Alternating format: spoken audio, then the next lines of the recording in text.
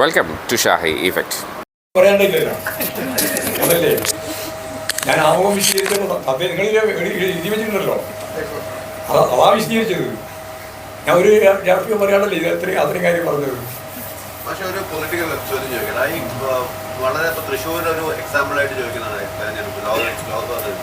ഈ Christian പോപ്പുലേഷനിടയിൽ കാര്യമായിട്ടൊരു BJP support വർദ്ധിക്കുന്നതായിട്ട് പാർട്ടിക്ക് തോന്നിയിട്ടുണ്ടോ കേരളത്തിൽ?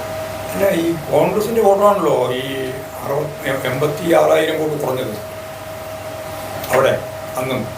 എന്നിട്ട് 74,000 വോട്ടിന് ജയിക്കല്ലേ. ഞങ്ങൾക്ക് 16,800 വോട്ട് കൂടുതൽ കിട്ടുകയല്ലേ ചെയ്തത്. മൂന്നാം സ്ഥാനത്തേക്ക് പോയത് യഥാർത്ഥത്തിൽ കോൺഗ്രസിൻ്റെ വോട്ടർമാർ യഥാർത്ഥത്തിൽ BJPക്ക് അനുകൂലമായിട്ട് അവിടെ വോട്ട് ചെയ്തിട്ടുണ്ട്, നല്ലപോലെ വോട്ട് ചെയ്തിട്ടുണ്ട്. അപ്പോഴാണ് അവർ ജയിക്കുന്നത്. നിയമത്വം അങ്ങനെയായിരുന്നു. ഒരായോകാലം ജയിച്ചതും കോൺഗ്രസിൻ്റെ വോട്ട് ഉപയോഗിച്ചുകൊണ്ട് തന്നെയാണ് ജയിച്ചത്. അപ്പോൾ കോൺഗ്രസിൻ്റെ വോട്ട് കോൺഗ്രസ് തന്നെ പിടിക്കുകയും, മനസ്സിലായില്ലേ, കോൺഗ്രസിൻ്റെ വോട്ട് കോൺഗ്രസ് തന്നെ പിടിക്കുകയും. അല്ല, ഞാൻ ചോദ്യം ഒന്നുകൂടി വ്യക്തമാണ്. ക്രിസ്ത്യൻ സമുദായത്തിനിടയിൽ ഒരു പ്രോ BJP സംഭവം വരുന്നത്, അല്ലെങ്കിൽ BJPയോട് ചേർന്ന് നിൽക്കാൻ കൂടുതലായിട്ടുള്ള ശ്രമം നടത്തുന്നുണ്ടെന്നുള്ള തോന്നലുണ്ടോന്ന് പാർട്ടിക്ക് അങ്ങനെ ഒരു വിലയിരുത്തലുണ്ടോ? അതിപ്പോ ഓരോരോ സംഭവങ്ങൾ വരുമ്പോഴാണല്ലോ വിലയിരുത്തുന്നത്. ഇതിപ്പോൾ സ്ഥായിയായിട്ടുള്ള ഒരു സപ്പോർട്ട് എന്നൊന്നും പറയാൻ സാധിക്കുന്നതല്ലോ ഓരോരാളെ പറ്റി. ഇപ്പോൾ ഛത്തീസ്ഗഡ് പ്രശ്നമൊക്കെ വന്നപ്പോൾ ക്രിസ്ത്യൻ സമൂഹം ശക്തിയായ രീതിയിൽ പ്രതികരിക്കില്ലേ. അതുവരെ പലപ്പോഴും അവർക്ക് അനുകൂലമായിട്ട് നിന്നവർ ഉൾപ്പെടെയുള്ള ബിഷപ്പുമാർ ഉൾപ്പെടെ അതിശക്തിയായിട്ട് പ്രതികരിക്കില്ലേ. ഇപ്പോൾ ഇന്നത്തെ പത്രത്തിൽ നമ്മൾ കണ്ടില്ലേ, അവിടെ മതം മാറിയിട്ടുള്ള ക്രിസ്ത്യാനികൾക്ക് ശവസംസ്കാരം നടത്താൻ സാധിക്കുന്നില്ല ഛത്തീസ്ഗഡിൽ. അവിടെ എത്രയോ ദിവസം വീട്ടിൽ ശവവും വെച്ച് സംസ്കരിക്കാനുള്ള സ്ഥലമന്വേഷണം നടക്കുകയാണെന്ന് ഇന്ന് പത്രം വായിച്ചില്ലേ.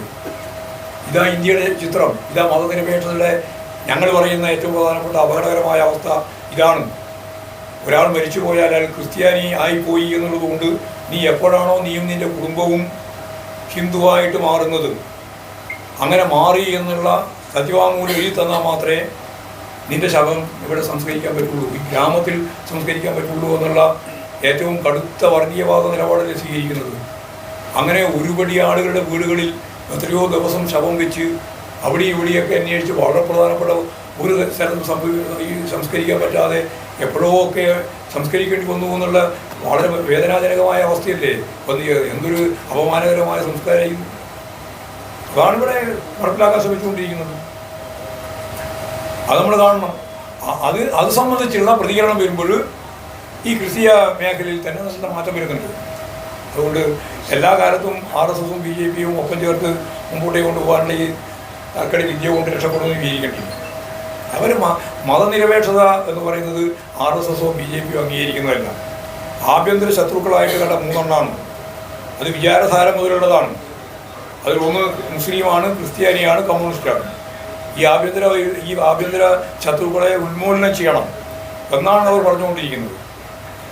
അപ്പോൾ അതിൻ്റെ ഭാഗമായിട്ട് ഇവിടെ കേരളത്തിലായാലും അതുപോലെ തന്നെ ഇന്ത്യയുടെ പല ഭാഗത്തായാലും ഈ ജനാധിപത്യ സംവിധാനത്തിൻ്റെ ഭാഗമായിട്ട് നിൽക്കുമ്പോൾ കാണിക്കുന്ന ചില കാര്യം മാത്രമാണ് അവർ മതനിരപേക്ഷതയെ പറ്റി അല്ലെങ്കിൽ മതസൗഹാർദ്ദത്തെ പറ്റിയെല്ലാം പറഞ്ഞുകൊണ്ടിരിക്കുന്നത്. അതല്ല അവരുടെ അടിസ്ഥാനപരമായിട്ടുള്ള കാര്യം. അവരന്മാരെ സൃഷ്ടിച്ചുകൊണ്ട് അതിനെതിരായിട്ടുള്ള കടന്നാക്രമണമാണ്.